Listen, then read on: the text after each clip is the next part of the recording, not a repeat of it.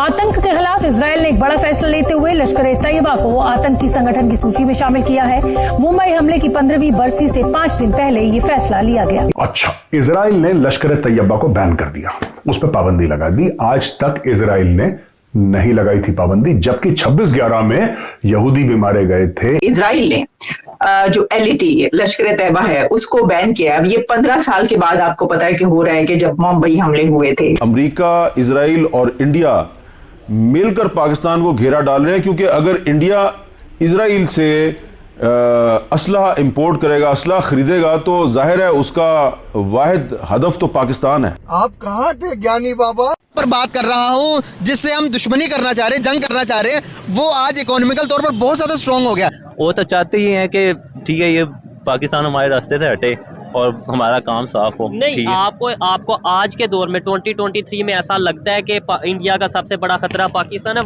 नहीं।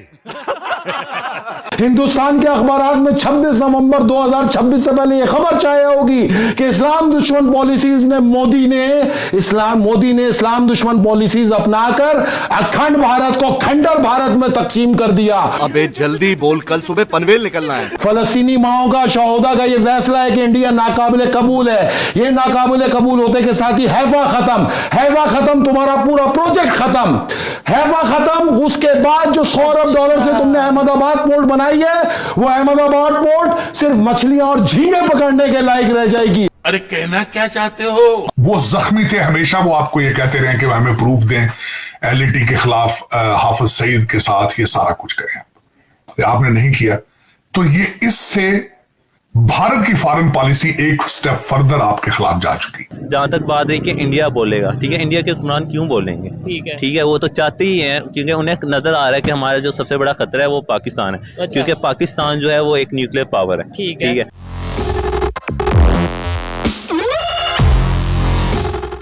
जय हिंद दोस्तों, जागो इंडिया में आपका स्वागत है।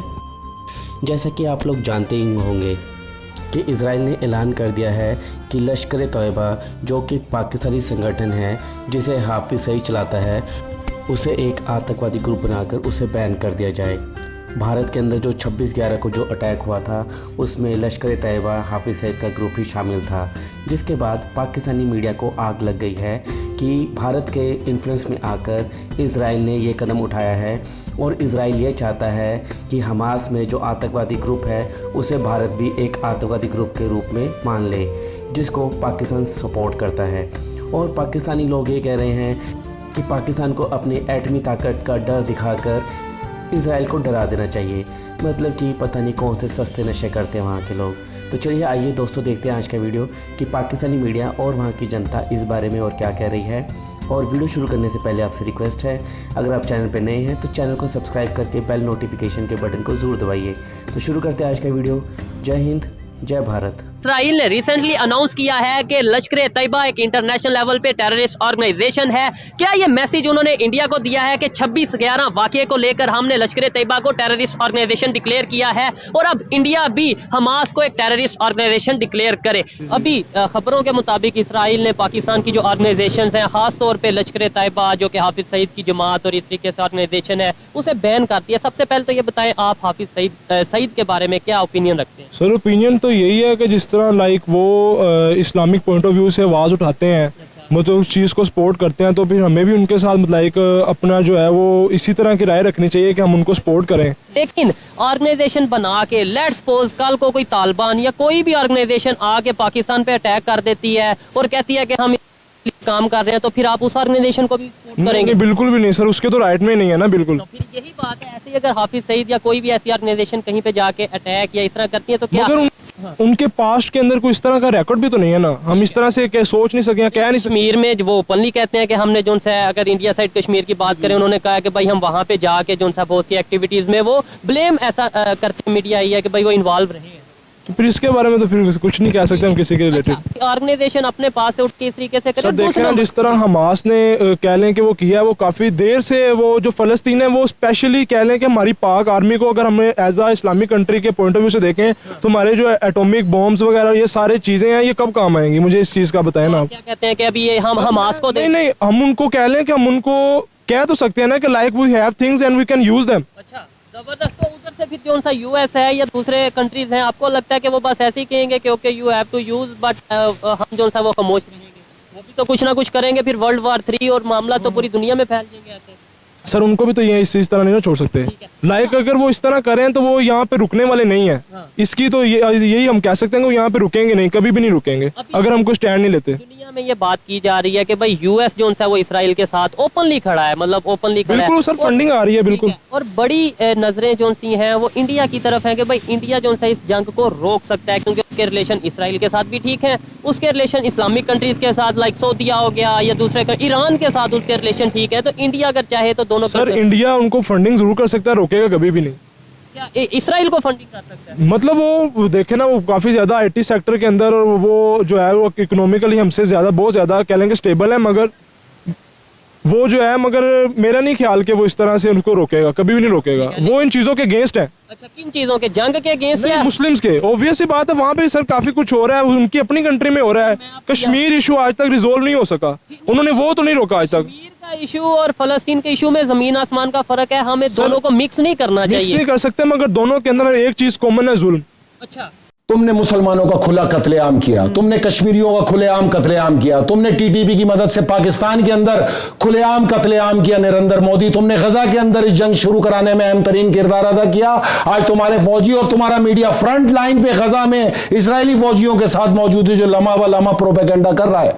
तो फिर ये याद रखना, दुनिया में ये जो फैसला हुआ है कि कोई ताकत नहीं लड़ेगी, जो तुम्हारी सोच थी कि यहाँ पे फ्रिगेट खड़े, यहाँ पे बैरी बेड़े खड़े, वो सब बेकार हुए। अब ये जंग जमीन तो जमीन है, और जंग के अंदर फतह इंशाअल्लाह ताला मस्जिद अक्सा की तामीर की होगी और आजादी की होगी। अब मैं तुम्हें बताऊं कि इस जंग का नतीजा ये निकलेगा कि दुनिया में 2 फैसले होने जा रहे हैं। 2 पासपोर्टों पे से तहरीरें गायब होंगी, एक पे आएगी, एक पे गायब होगी। जो पाकिस्तानी यकीन रखते थे कि यहां इसराइल के ऊपर जो एम्बार्गो लगाया इसको हटाया जाए, उनकी दुआ पूरी होने जा रही है, क्योंकि जब इसराइली मिट जाएगा तो ये तहरीर भी मिट जाएगी कि मां सिवा इसराइल के तमाम दुनिया के लिए कारआमद। लेकिन एक तहरीर का आगाज होगा, वो होगा फलस्तीन का पासपोर्ट। उसमें लिखा होगा मां सिवा इंडिया के तमाम दुनिया के लिए कारआमद। तो नरेंद्र मोदी, वो दिन देखने की तैयारी करो जिस प्रोजेक्ट के लिए तुमने ये खून बहाया।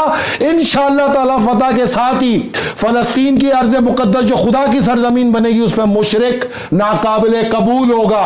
फलस्तीनी माओं का, शहोदा का ये फैसला है कि इंडिया नाकाबिले कबूल है। ये नाकाबिले कबूल होते के साथ ही हैफा खत्म, हैफा खत्म, तुम्हारा पूरा प्रोजेक्ट खत्म, हैफा खत्म। उसके बाद जो $100 अरब से तुमने अहमदाबाद पोर्ट बनाई है, वो अहमदाबाद पोर्ट सिर्फ मछलियां और झींगे पकड़ने के लायक रह जाएगी। और इंशाअल्लाह ताला तारीख का मौलिक लिखेगा, हिंदुस्तान के अखबारात में 26 नवंबर 2026 से पहले यह खबर छाया होगी कि इस्लाम दुश्मन पॉलिसीज ने मोदी ने इस्लाम दुश्मन पॉलिसीज अपनाकर अखंड भारत को खंडर भारत में तकसीम कर दिया। और काश नरेंद्र मोदी वजीर आजम बनने के बजाय रेलगाड़ियों के अंदर चाय ही बेचता। ये होके रहेगा इंशाअल्लाह ताला। वहीं से तुम्हारी इक्तिसादी बर्बादी का आगाज होगा। अगले साल 1 जनवरी से तुम अपने इक्तिसादी माशियात के ऊपर नजर रखो, अपने स्टॉक पे नजर रखो।